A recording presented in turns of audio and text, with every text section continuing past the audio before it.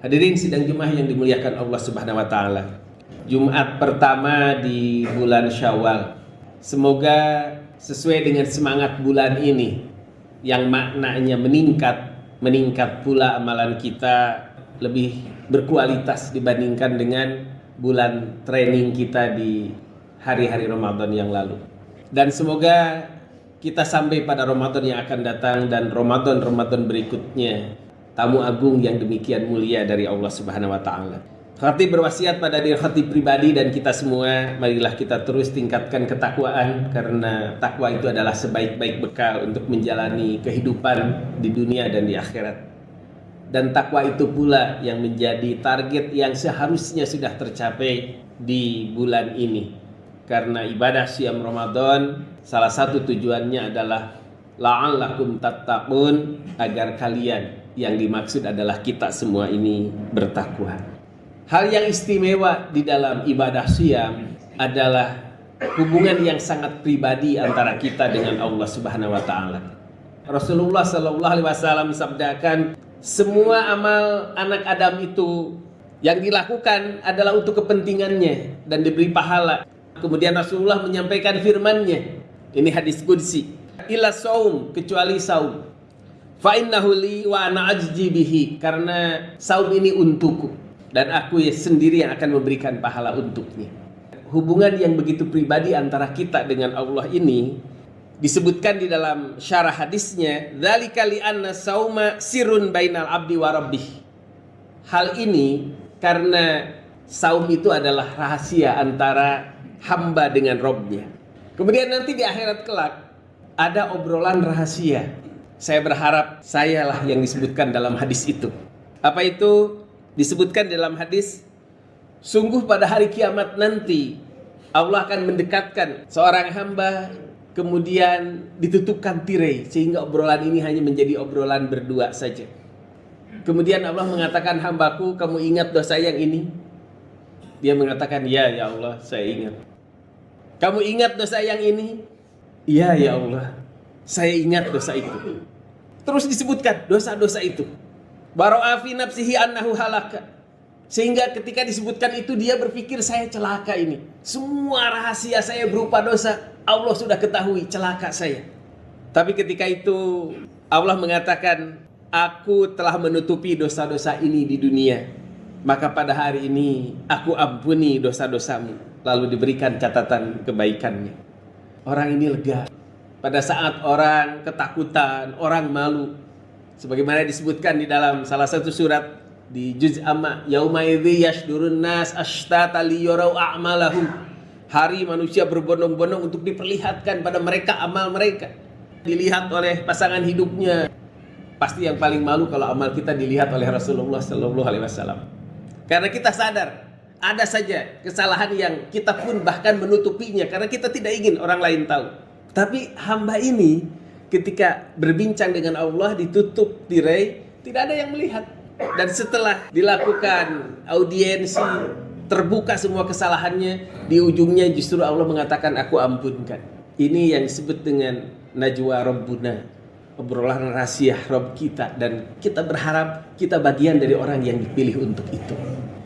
Maka bagaimana upaya agar menjaga hubungan rahasia itu terjalin antara kita dengan Allah Subhanahu wa taala, yang secara tahunan dilatih pada bulan Ramadan. Saum itu rahasia. Kalau orang tidak berpuasa pun yang lain tidak tahu. Sekarang di luar bulan Ramadan bagaimana? Kata ulama salah satunya adalah menghayati suratul Fatihah ketika kita setiap sholat. Karena itu pun obrolan kita dengan Allah Subhanahu wa taala. Sebagaimana disebutkan di dalam hadis yang sahih, ketika kita mengucapkan alhamdulillahi rabbil alamin, Allah itu menjawab dengan mengatakan, hamidani abdi, hambaku telah memujiku. Apakah kita merasakan itu?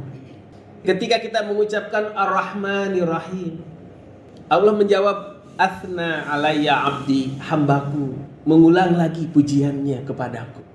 Apakah kita merasakan dialog ini, hubungan yang mesra ini? Karena itu terjadi.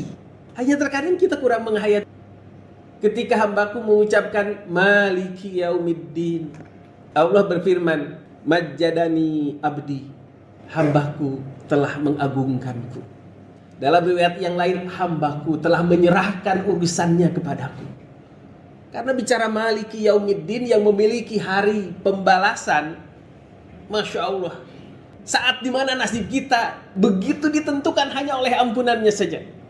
Dan ketika kita mengatakan Maliki Yaumiddin, kita teringat dengan itu dan kita pasrahkan diri kita kepada Allah. Ketika kita mengatakan Iyyaka na'budu wa iyyaka nasta'in, hadza baini wa baina abdi, ini antaraku dan hambaku. Wali abdi ma sa'ala, dan untuk hambaku apa yang dia minta. Barulah kita mengucapkan permintaan kita, ihdinas siratal mustaqim, siratal ladzina an'amta 'alaihim ghairil maghdubi 'alaihim waladdallin.